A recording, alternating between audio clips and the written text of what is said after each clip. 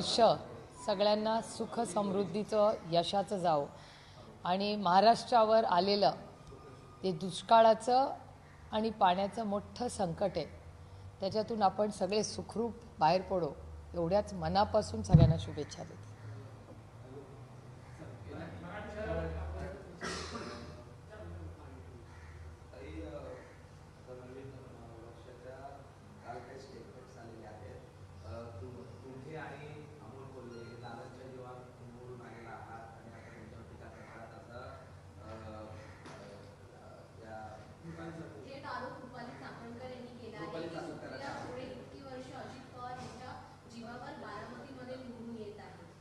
मी वाचलेलंही नाही आजच्या वर्तमानपत्रात आणि मी ऐकलेलं नाही, त्याच्यामुळे जे वक्तव्य मी ऐकलं नाही आणि वाचलं नाही त्याच्यावर काही बोलणं हे संयुक्तिक होणार नाही.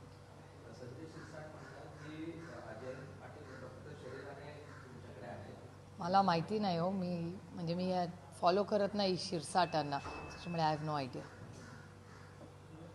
काही पॉलिसी लेवलचे प्रश्न नाही.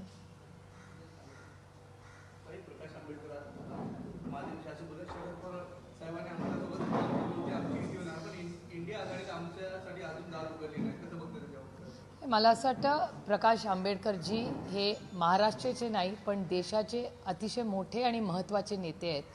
अनेक वर्ष महाराष्ट्राच्या आणि देशाच्या राजकारणात नाही पण समाजकारणात फार मोठं काम आंबेडकर कुटुंब आणि प्रकाशजींचं राहिलेलं आहे. त्याच्यामुळे माझा विश्वास आहे की भारताच्या आणि संविधानासाठी प्रकाशजींची गरज ही भारताला आहेच आहे आणि नवीन पिढीला दिशा देण्याचं काम, एक नेतृत्व ज्याची गरज आम्हाला सगळ्यांनाच वाटते अतिशय महत्त्वाची आहे, असे प्रकाशजी आमच्या सगळ्यांच्याच आयुष्यात आहेत. आणि माझा विश्वास आहे की प्रकाशजींना नक्कीच इंडिया आघाडीमध्ये एक मोठा रोल हा नक्कीच नेहमीच राहील आणि आमची इच्छा आहे की आम्ही सगळ्यांनी संविधानासाठी आणि देशाच्या प्रगतीसाठी एकत्र आलं पाहिजे.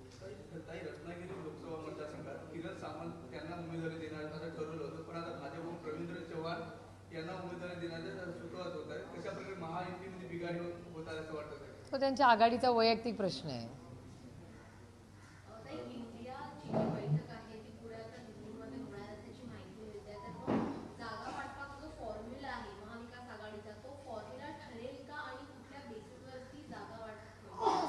मोठी आमचा ठरलेला आहे ॲक्च्युली फॉर्म्युला, तो त्याचा फक्त शिक्कामोर्तक व्हायचंच राहिले. बाकी फॉर्म्युला सगळा आमचा मागच्या वेळेस जेव्हा माननीय उद्धवजी, आदरणीय पवारसाहेब आणि सोनियाजी वगैरे आणि खडगे साहेब हे जेव्हा दिल्लीत मागच्या मीटिंगला आम्ही सगळे जे वरिष्ठ नेते होते त्या मीटिंगला, तिथे मोठा एक इन्फॉर्मली त्याच्यावर शिक्कामोर्तक झालेलाच आहे. ते फक्त आता ऑफिशियल पुढच्या 8-10 दिवसात होईल.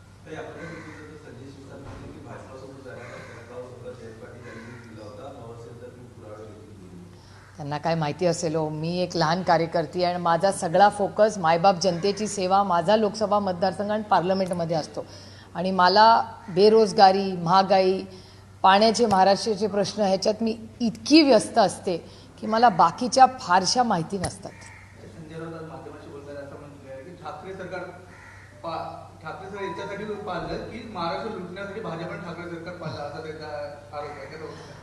शक्यता नाकारता येत नाही, कारण का ज्या पद्धतीने महाराष्ट्रातल्या सगळ्या इन्व्हेस्टमेंट्स दुसऱ्या राज्यात जात आहेत, महाराष्ट्रावर अन्याय जो होतोय आणि data speaks for itself.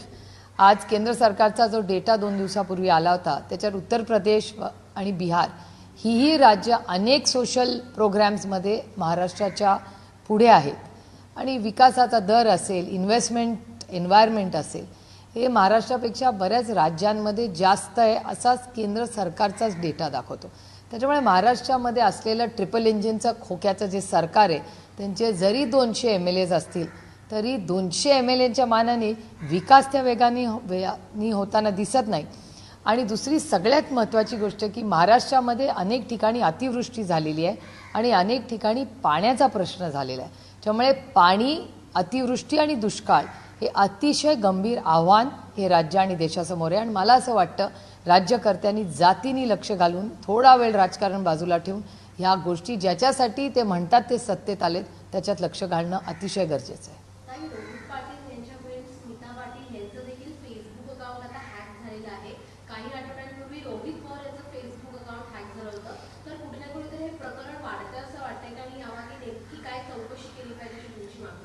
Home ministry काय करते? सगळे विषय सायबर क्राईमचे हे होम मिनिस्ट्रीच्या अंडर येतात. आणि गेल्या 15 दिवसापूर्वी असं एक बिल केंद्र सरकारने क्राईम असेल ह्याच्याबद्दल एक नवीन क्रिमिनल लॉजबद्दल एक महत्त्वाचं विधेयक दिल्लीमध्ये पास केलं, ज्याच्यात फोन टॅपिंग ऑफिशियल करून टाकले त्यांनी. म्हणजे ह्या देशामध्ये प्रायव्हसी किंवा अभिव्यक्ती स्वातंत्र्य हे आता कमी कमी होताना दिसतंय. त्याच्यामुळे दुर्दैव आहे की एकीकडे असे दडपशाहीसारखे निर्णय होत आहेत आणि आजकालची नवीन पिढी जे ऑफिशियली पारदर्शकपणे त्यांची मतं मांडतात त्यांची अकाउंट्स हॅक होत आहेत. त्याच्यात अर्थातच अपयश हे गृहमंत्रालयाचं हे दिसतं. आणि सातत्याने तुम्ही बघाल म्हणजे देवेंद्रजी 2.0 हे जेव्हापासून गृहमंत्री झालेत तेव्हापासून तुमच्याच चॅनलवर दिसतंय की क्राईम वाढला आहे आणि तुमचा आणि त्याच चॅनलवरचा डेटा म्हणतो की महाराष्ट्रातला क्राईम वाढलेला आहे. After we finish Marathi completely, I promise to talk to you. I will reply to you the minute I finish with Marathi. Thank you.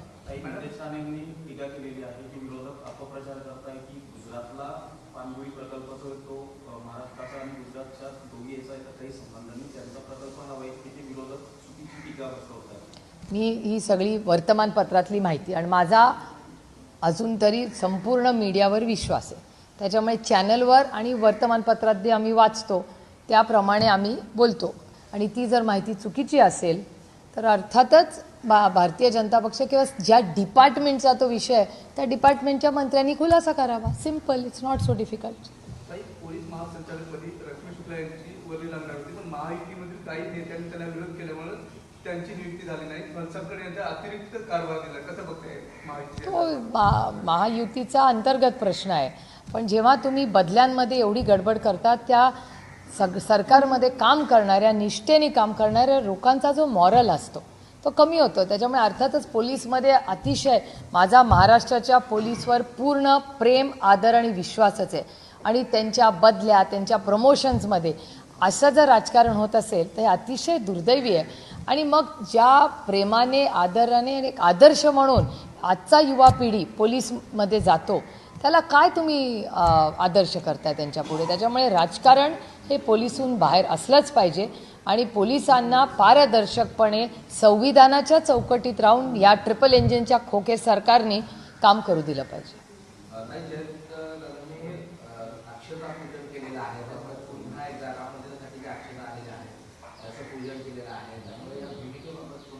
त्याच्यात काय मी स्वतः रामकृष्ण हरीवाले, मी पंढरपूरला रेग्युलरली जाते.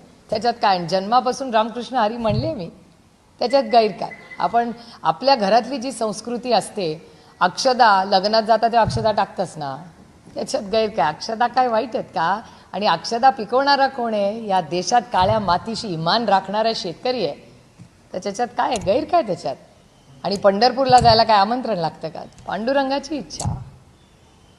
आणि तुम्ही जर महाराष्ट्राची संस्कृती मिळाली तर तुमच्यात पण पांडुरंग आहेच ना.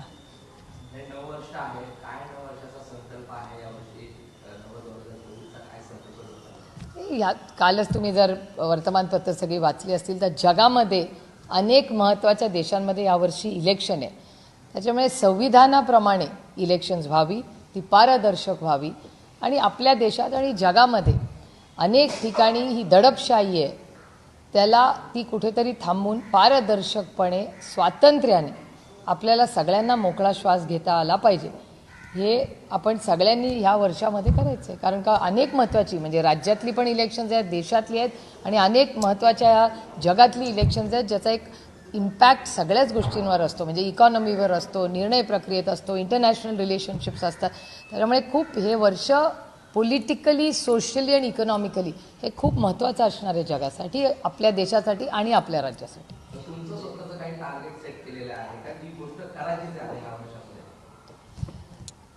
मी त्याला न्यू इयरची वाट बघत नाही. जेव्हा मला काही करायचं असतं तेव्हा मी त्या क्षणी तो निर्णय घेते. मी काय न्यू इयरसाठी थोडी वाट बघत नसते की ते न्यू इयर आल्यावर आपण हे करूया.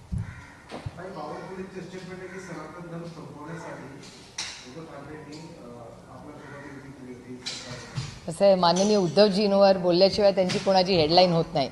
जसं आदरणीय पवार साहेबांचं आहे तसंच माननीय उद्धवजींचं आहे. त्याच्यामुळे ते रोज आणि माझ्यासाठी लोकशाही आहे, दडपशाही नाही. त्यामुळे जो मर्जी बोलो.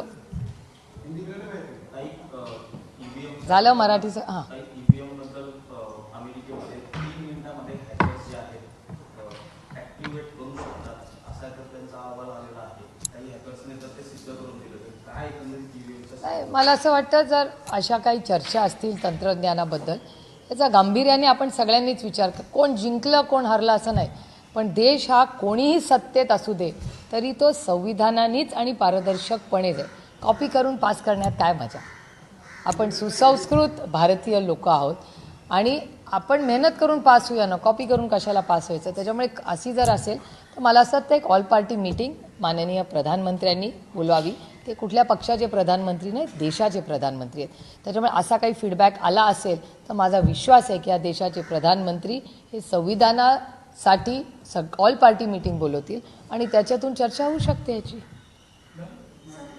मुंबईमध्ये आत्महत्येचे प्रकरण जे आहे ते वाढत चाललेले, दिवसाला 5 ते 6 आत्महत्या होताना पाहायला मिळतात. काय सांगता? हा अतिशय गंभीर विषय आहे. काय कारणासाठी त्या आत्महत्या होत आहेत ह्याचंही आत्मचिंतन केलं पाहिजे. अनेक वेळा आपण सगळे बघतो की त्या काही मेंटल हेल्थच्या इश्यूज असतात. तर ह्या आत्महत्या कशामुळे होत आहेत, मग ह्या इकॉनॉमिकल इश्यूजमध्ये होत आहेत का सोशल इश्यूजबद्दल होत आहेत.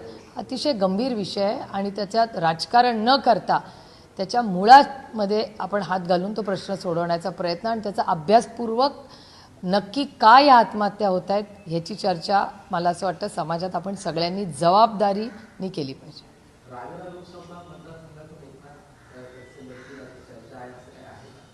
बघूया ना, आता पुढच्या 8 दिवसात सीट सगळ्या फायनल झाल्यावर कॅन्डिडेटची चर्चा ही तुमच्यापर्यंत आम्ही नक्की पोहोचू. प्रकाश रेड्डींनी जाहीर सवाल केलेला आहे महाविकास आघाडीच्या नेत्यांवरती. मुंबई व दिल्लीला इंडियाच्या बैठकीला जा, लोकसभेच्या जागा वाटपाच्या चर्चा मात्र महाविकास आघाडीच्या माध्यमातून करता. वंचित बहुजन आघाडी व डाव्या पक्षांना बघून प्रकाश रेड्डी कोण? प्रकाश रेड्डी CPMचे ते काय म्हणाले? त्यांनी महाविकास आघाडीच्या नेत्यांवरती आरोप केलेला आहे, सोबत जाहीर सवाल पण केलेला आहे. मुंबई व दिल्लीतल्या इंडिया आघाडीच्या बैठकीला जाताना लोकसभेच्या जागा वाटपाच्या चर्चा ज्या आहेत महाविकास आघाडीच्या माध्यमातून करतात आणि वंचित बहुजन आघाडी व डाव्या पक्षांना वगळून कामगार, कष्टकरी, वंचित यांचे प्रतिनिधित्व करणाऱ्या मोठ्या समाज घटकांना वगळून जागा वाटप करण्याचा ते अधिकार कोणाला आहे असं माननीय आदरणीय सीताराम येचुरीजी, डी राजाजी, अनेक केरळाचे कम्युनिस्ट विचाराचे, वेस्ट बेंगॉलचे रेले आणि त्या सगळ्या लेफ्ट विचारामध्ये मला असं वाटतं आज देशामध्ये माननीय आदरणीय सीताराम येचुरीजी आणि डी राजा हे त्यांचे सगळ्यात महत्त्वाचे आणि मोठे लीडर आहेत. आणि वंचितचा राहिला विषय, मी त्याच्याबद्दल सविस्तर आदरणीय प्रकाशजी आंबेडकरांबरोबर आधीच बोललेले आहे. आपला जरा उशीर आला तर माझी ती बाईट तुम्ही यांच्याकडून घ्या. अभी डन विथ मराठी? मराठी का झालं का सगळं मराठी? चला मग आता हाँ हिंदी इंग्लिश जो भी मर्जी. मैम, सीट शेयरिंग को लेके जिस तरह से बयानबाजी की जा रही है, चाहे कांग्रेस की तरफ से ले लीजिए या फिर उद्धव ठाकरे की जो शिवसेना है उसकी तरफ से ले लीजिए. शिवसेना की तरफ से 23 सीट की बात की जाती है, वहीं उसको विपरीत कांग्रेस की तरफ से 27 सीट की बात की जाती है. तो जो कंफ्यूजन है सीट शेयरिंग को लेके इंडिया ब्लॉक में, वो कब क्लियर होगा? और एनसीपी का अभी तक कोई पक्ष नहीं आया सीट शेयरिंग को लेकर महाराष्ट्र में. एक तो कन्फ्यूजन शायद आपको लग रहा हो, हमें इंटरनली कोई कन्फ्यूजन नहीं है. एक 15 दिन पहले दिल्ली में माननीय सोनिया जी, माननीय उद्धव जी और आदरणीय पवार साहब की एक मीटिंग हुई थी. उसमें सीट शेयरिंग की बहुत सारी बातें साफ हुई थी. फॉर्मूला का भी निर्णय लिया था और सिर्फ ऑफिशियल आप तक पहुंचाया नहीं गया. अगले 8-10 दिन में वो भी हम आपको बता देंगे. इसी के आगे सवाल है, कमेटी आपकी बनाई गई है महाराष्ट्र में बातचीत करने के लिए अलग पार्टी से. एक पार्टी ऐसी है जहाँ से वोट बैंक का काफी नुकसान होता है, प्रकाश आंबेडकर की बात कर रहे हैं, तो उनको आप लोग मना नहीं पा रहे हैं या बातचीत उनका पहुंच नहीं पा रही, या वो नहीं आ पा रहे? प्रकाश जी इस राज्य के नहीं देश के बहुत बड़े नेता है और उनकी राय और वो हमारे साथ आए, ये कोशिश ऑब्वियसली हम सबकी ही होगी. और उन्होंने, उनकी फैमिली ने जो संविधान के लिए देश की सेवा की है वो कोई देश का कोई भी नागरिक नहीं भूल सकता. और हमारी तरफ से आदर से उनका मान सम्मान ही होगा, क्योंकि हमारे मन में उनके लिए हमेशा आस्था, आदर और प्रेम ही रहेगा. और हमारी कोशिश रहेगी कि वो हम साथ में लड़े और संविधान, इस देश को जो संविधान भारत रत्न डॉक्टर बाबा साहेब अम्बेडकर जी ने दिया है, वो उसके लिए हम सबको साथ में हम लड़ने की पूरी ताकत से लड़ेंगे और संविधान ज़रूर बचाएंगे इस देश का। ऐसा कोई नहीं, ऐसा कुछ नहीं, आप चिंता ना करें। बहुत अच्छी चर्चाएं अलग अलग हो रही है। सारा जो टीवी पे होता है वो पूरी स्टोरी नहीं होती, अभी पिक्चर बहुत बाकी है। मैम बीच में जिस तरह से स्टेटमेंट्स आते हैं जो उनकी पार्टीज के नेताओं की तरफ से, चाहे कांग्रेस ले लीजिए या फिर उद्धव ठाकरे की शिवसेना ले लीजिए, कहीं ना कहीं कंफ्यूजन क्रिएट होता है वोटर्स के में। नहीं, हमारे तो माइंड में कोई नहीं होता, और वोटर के बेचारे को क्यों होगा।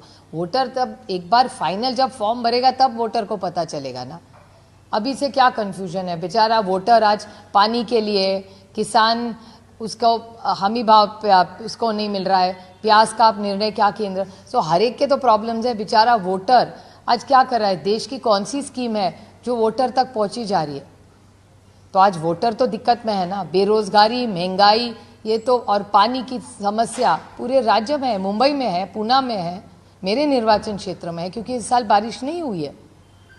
तो वोटर तो बेचारा रुका हुआ है कि महाराष्ट्र और देश की सरकार उसके लिए कुछ करे।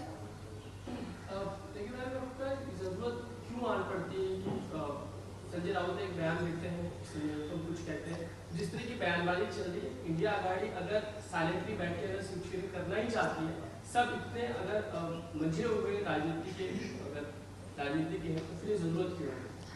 इतना तो हक बनता है यार, ये लोकशाही है, तो लोगों को क्या बोलना भी मना है इस देश में। अभी हमारी तरफ से तो नहीं है, वो शायद दिल्ली में हो सकती है, लेकिन हमारी तरफ से नहीं है। ठीक है, थोड़ा एक आध जो नेता है अगर टीवी पे कुछ कह दे, ठीक है ना, बात तो होगी, और हमारी तो रोज बात होती है। राउत साहब उसके बाद आए थे पूना में आक्रोश मोर्चा में, कांग्रेस ने पूरी ताकत आक्रोश मोर्चा में लगाई थी। तो उतना तो टिक्का टिप्पणी, थोड़ी सी चर्चा तो होनी चाहिए यार। ऐसा थोड़ी है, हम लोग, ऐसा नहीं है कि वो ऊपर से ऑर्डर आए और सब चल पड़े, ऐसा नहीं है इंडिया में। इंडिया संविधान से चलता है, ये हिटलरशाही नहीं है हमारे यहाँ।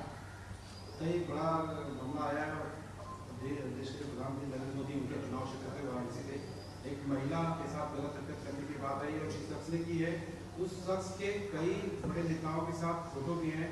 संजय राउत ने भी आज इस बात को लेकर बयान दिया है, और ये भी कंजकसा है कि यहाँ पर बीजेपी की आईटी सेल कहाँ मार कर गई और क्यों ये चीज सामने नहीं आई। बीजेपी की आईटी सेल बड़ा सिलेक्टिव होता है, तो उन और क्या अपेक्षा करेंगे उनसे। लेकिन मेरे ख्याल से इस देश की कोई भी महिला हो और कोई भी सरकार हो, उसकी इज्जत करना ये हमारी सबकी जिम्मेदारी है। और मेरा विश्वास है कि यूपी के मुख्यमंत्री योगी आदित्यनाथ जी उस महिला को न्याय देंगे, और उसके लिए हम सब भी खुद फॉलोअप करेंगे। हम प्रकाश अम्बेडकर जब बात करते हैं, उन्होंने हाल ही में ये कहा कि हम तो इंडिया आघाड़ी में आना ही चाहते हैं, कब आना है ये शिवसेना और राष्ट्रवादी ने तय करना है। तो क्या आप लोगों ने मन बना लिया है? नहीं, प्रकाश जी इस देश के, सिर्फ राज्य के नहीं, देश के बड़े नेता है।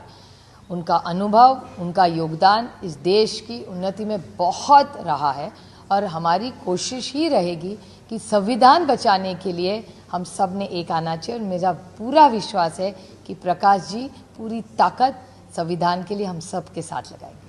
खासकर नीतीश कुमार को लेकर इंडिया अलायंस में काफी ऐसी स्थिति नजर आती है जहाँ पे तो गुट नजर आए, जैसे नीतीश कुमार चाहते हैं कन्वीनर बन जाए, उनके जिस तरीके से उनको इम्पोर्टेंस मिलना चाहिए था, खासकर जब 5 साल के चुनाव चल रहे थे तब नजर नहीं आया।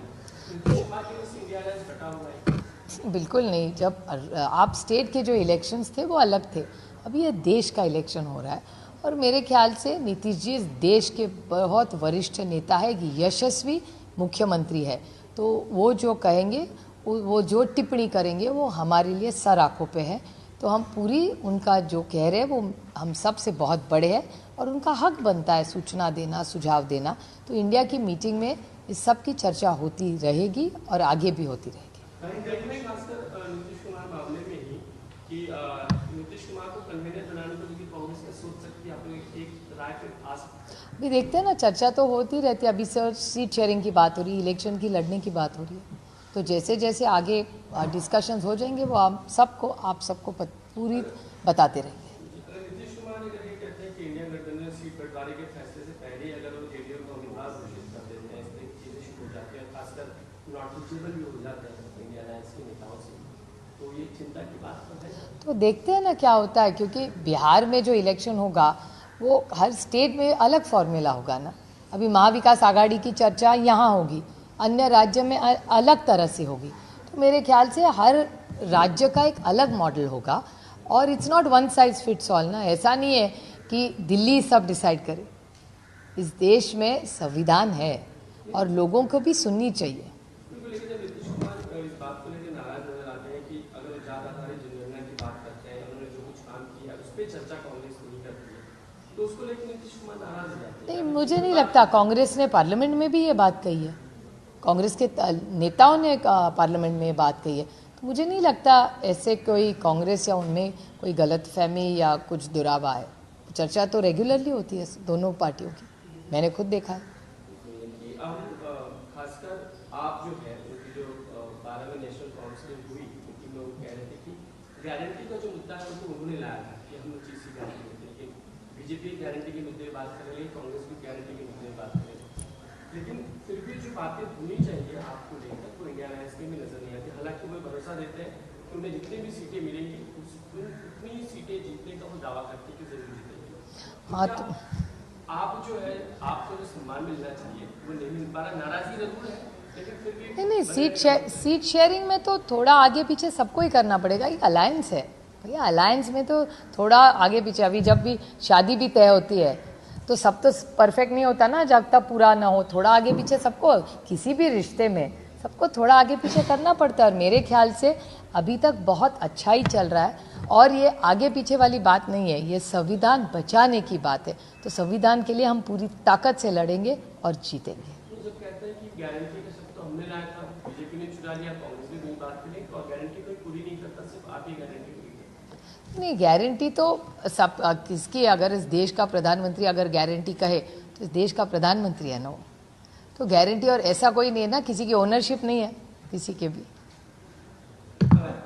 दूसरा ये कि राम मंदिर को लेके जिस तरीके से कल मंत्री ने भी कहा कि हमने महापालिका आयुक्त इकबाल सिंह चन्नी को आदेश दे दिया कि मुंबई के मंदिर हो या इमारत हो, खासकर उनको रोशन कर दीजिए, सजा दीजिए।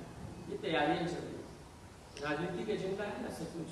नहीं, अच्छी बात है। मुख्यमंत्री जी अगर कुछ निर्णय ले रहे अच्छी बात है, लेकिन मेरी गुजारिश रहेगी माननीय मुख्यमंत्री जी से कि जैसे वो मुंबई का सोच रहे वैसे राज्य में बहुत सारे ऐसे जिले हैं जहाँ पीने के लिए पानी नहीं है, किसानों के लिए पानी नहीं है। पूना सिटी में पानी कम हो रहा है। बहुत सारे ऐसे निर्वाचन क्षेत्र है जहाँ किसान को पानी नहीं मिल रहा है। तो मेरी विनती रहेगी कि ज़रूर ये सब काम करें, लेकिन इसके साथ जो आज किसान और जो महाराष्ट्र की जनता है उनको पानी का जो प्रॉब्लम हो रहा है उसमें भी थोड़ा ध्यान दें।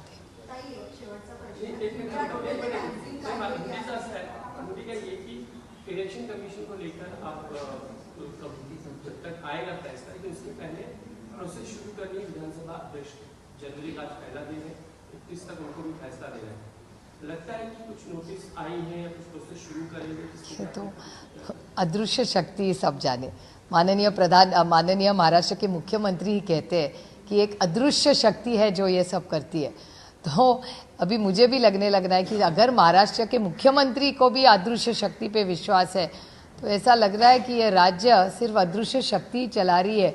ये जो सामने की जो मंत्रालय की बिल्डिंग है वहाँ कुछ नहीं हो रहा है, ये अदृश्य शक्ति सब कर रही है। यही तो दुख की बात है कि दिल्ली महाराष्ट्र चला रही है।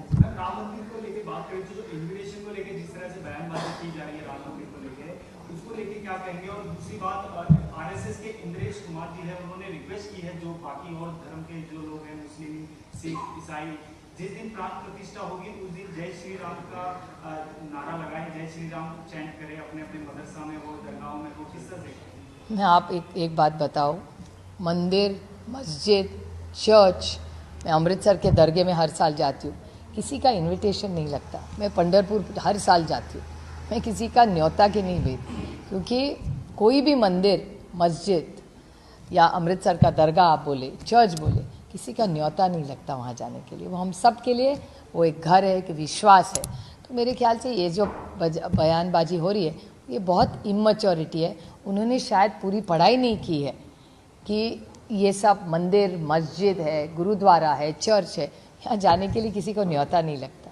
एक सवाल है, हाल ही में महाराष्ट्र के मुख्यमंत्री ने सीएम के साथ मीटिंग की, अपने नेताओं के साथ भी मीटिंग की वर्षा होने पर, और 18 तारीख से लेके 22 तारीख तक पूरे महाराष्ट्र में घर घर में भगवा झंडा और प्रभु श्री राम के फोटो के साथ लगाने के आदेश दिए हैं। और एक बड़ा उत्सव महाराष्ट्र में होने की तैयारी में वोट बैंक अपनी तरफ खींचने की नई रणनीति दिखाई दे रही है। मुख्यमंत्री जो भी करे, मुझे उनके हाथ जोड़ के विनती है कि महाराष्ट्र में सूखा है तो ज़रूर आपको जो प्रोग्राम ठीक लगे वही करे, लेकिन इस देश का जो नागरिक है, इस राज्य का जो नागरिक है, जो किसान है, उसके लिए भी 5 मिनट दिन में निकाले और उसको पानी का जो है प्रॉब्लम वो प्लीज़ उसमें ध्यान रहे। और जो प्याज का गलत निर्णय केंद्र सरकार ने लिया है उसमें भी थोड़ा सा ध्यान दें। रावेर लोकसभा जो सीट है कैंडिडेट से हो जा सकती है, जब वो कह रहे हैं कि हमें मिलनी चाहिए, तो लड़ने के लिए जब चर्चा होगी आपको 10-15 दिन में सब पता चले जाएगा। कब तक आप सीट शेयरिंग खासकर एक 8-10 दिन में पूरा क्लियर हो जाएगा। चर्चा तो दिसंबर में ही हुई थी, सीट शेयरिंग का फॉर्मूला भी दिल्ली में ही तय हुआ था। तीनों आघाड़ी के वरिष्ठ नेता दिल्ली में मिले थे, माननीय सोनिया जी, माननीय उद्धव जी और आदरणीय पवार साहब की, तीनों की बात मोटा मोटा एक जो फॉर्मूला था वो तय हो चुका है। इसका ऑफिशियल अनाउंसमेंट अगले 8-10 दिन में हो जाएगा। हिंदी संपले का हाँ,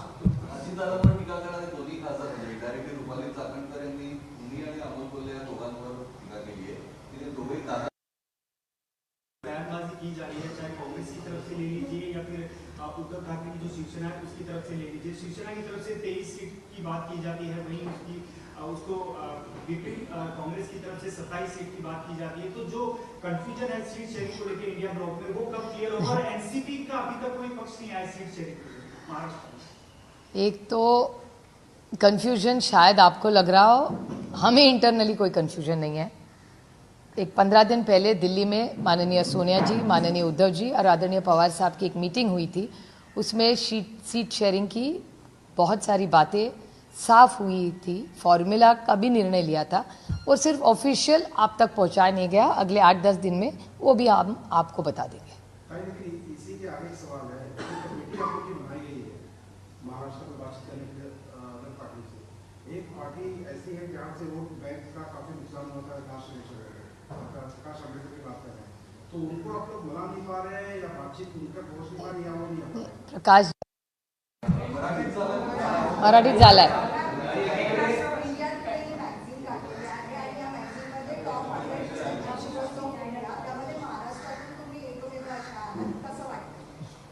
खूप जबाबदारी वाटते, कारण योगायोगाने गेल्या 5 वर्षामधला म्हणजे हा टर्मचा माझा परफॉर्मन्स घेतला तर बारामती लोकसभा मतदारसंघात राष्ट्रवादी काँग्रेसच्या आशीर्वादामुळे माझा नंबर यावेळेस देशात खासदारांमध्ये 1 नंबरला आलेला आहे आणि त्यानंतर इंडिया टुडेच्या सर्वेमध्ये जो नंबर माझा लागलेला आहे 100 महिलांमध्ये, हे खरं तर मला विचाराल तर समाधान, थोडासा आनंद म्हणते, कारण का जबाबदारी जास्त वाढते अशा वेळेस। म्हणजे माझ्या सगळ्यात धाकट्या भावाचा मला परवा मेसेज आला होता आणि तो म्हणला की सुप्रियाताई मला खूप आनंद वाटला आणि अभिमान वाटला, पण एक लक्षात ठेव, हा अवॉर्ड आणि हे 100 महिलांमध्ये येणं हे आनंदापेक्षा जबाबदारीचं जास्त काम असतं, त्याच्यामुळे दडपण येतं। मी गेले 1.5 महिना दुष्काळाबद्दल बोलते।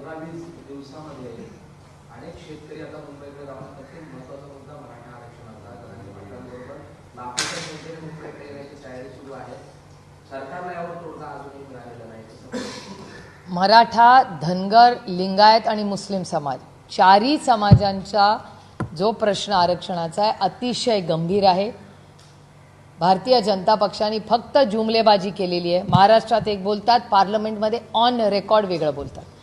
त्याच्यामुळे मराठा, धनगर, लिंगायत आणि मुस्लिम समाजाच्या प्रश्नासाठी सगळ्यात जास्त कुठला खासदार बोलला असेल तर त्या व्यक्तीचं नाव सुप्रिया सुळे, हे तुम्ही डेटा पार्लमेंटचा चेक करा। त्यामुळे ऑन रेकॉर्ड कुठल्याही सरकारने मराठा, धनगर, लिंगायत आणि मुस्लिम समाजाच्या कुठल्याही आरक्षणाचे मुद्दे आणले तर आम्ही पूर्ण ताकदीने सहकार्य करू आणि त्यांच्याबरोबर ते बिल पारित होईल ह्याच्यासाठी पूर्ण सहकार्य करू। लोकसभा को लेकर इंडिया अलायंस में जो चर्चा होनी चाहिए सीट शेयरिंग को, वो कब तक आप डिस्कस कर सकते हैं? महाविकास आघाड़ी ये अलग है, तो उसकी किस तरीके से तब तक महाविकास आघाड़ी की 8-10 दिन में पूरा पिक्चर क्लियर हो जाएगा। जनवरी के मोटा मोटा 15-16 तक आपको पूरा हम लोग बता सकेंगे कि कौन कहाँ से लड़ रहा है। कैंडिडेट्स भी हमारे तब तक भी ऑलमोस्ट फाइनल हो जाएंगे, तो जनवरी में हमारा पूरा ये क्लियर हो जाएगा। और इंडिया के हर राज्य का अलग मॉडल है। अरविंद जी भी अभी वापस आए हैं, तो सबसे बात होगी 8-10 दिन में, क्योंकि राहुल जी भी जा रहे हैं, अभी उनकी भी यात्रा हो रही है। तो उसके पहले हम ये पूरी चर्चा करके जनवरी के ख़त्म होने के पहले हम ये पूरे डिसीजंस लेके सब काम पे लग रहे हैं। और वैसे जो भी कैंडिडेट लड़ना चाह रहा है वो तो मेहनत कर ही रहा है। एक सवाल आखिरी, जिस तरह से जब से सरकार आई तब से एक मुद्दा महाराष्ट्र बहुत जोरों से गुजरा है कि महाराष्ट्र के उद्योग सीधे गुजरात ले जाए जा रहे हैं। ये कुछ डेटा आप लोगों के पास है या, क्योंकि इसमें गुजरात वर्सेस महाराष्ट्र एक नया एक कैलकुलेशन सामने आ रहा है, आगे जाके मामला काफी गंभीर भी हो सकता है। ये दुर्भाग्य की बात है, हर राज्य का भला हो, गुजरात का भला हो, तमिलनाडु का भला हो, बिहार का हो, लक्षद्वीप का हो, सबका भला हो या। लेकिन दुख की बात ऐसी है कि जो मेरिट पे महाराष्ट्र में आते हैं प्रकल्प, वो अगर दूसरे राज्य में जाए, वो कोई भी राज्य हो, सब राज्य का भला हो। क्यों हम ऐसा सोचे कि दूसरा का हमारा अच्छा हो, दूसरे का भला हो? इतनी छोटी सोच हम नहीं रखते, लेकिन सारे राज्यों का भला हो।